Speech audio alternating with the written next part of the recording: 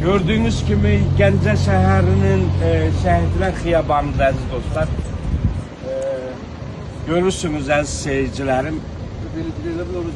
Herkes zibilin yanından geçir, zibil atırlar. Ben de bu zibili yığım. Eli kurusun mu diyeyim, ne diyeyim bu buraları zibil yani. Bilmiyorum adına ne diyeyim.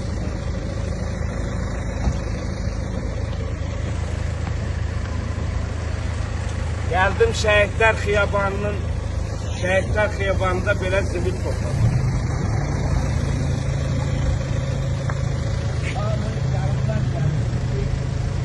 Nerede olsun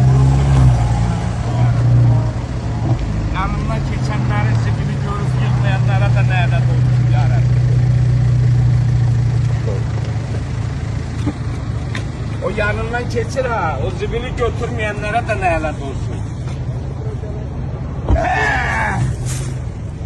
Böyle yani böyle işler elbette kardeşler.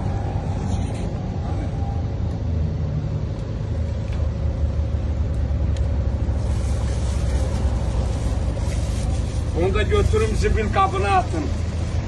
Benim aziz milletim, ellemeyin bunu. Her yerde toplayın zibilleri.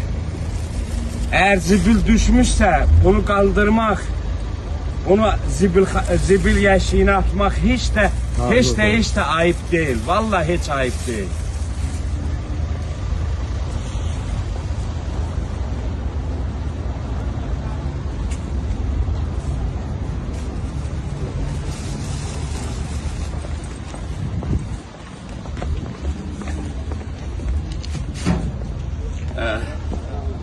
Ne oldu mənə? Ne oldu mənə? Ulduzum mu düştü, canım mı çıktı ay millet? Bakın bunu ham elləsin. Ben özüm nümunəyəm. Bu kadar. Sağ ol Zülfikar kardeş, çok sağ ol.